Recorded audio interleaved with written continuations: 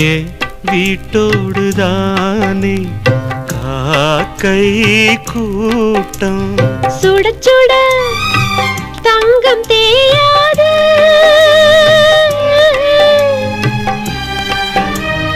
அலைகடல் என்றும் ஓயாது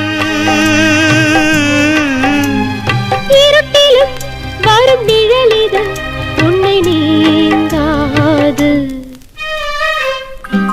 என்னவென்று நான் சொல்ல சொல்லி அழும் கதையல்ல ரெண்டு மனம் சேராமே